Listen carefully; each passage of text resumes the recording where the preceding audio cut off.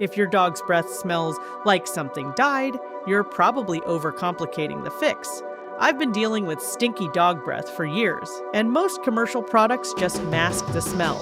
The real culprit is bacteria buildup in their mouth. So try adding a teaspoon of coconut oil to their food a few times a week. It has natural antibacterial properties that actually fight the source. You can also give them crunchy raw carrots as treats.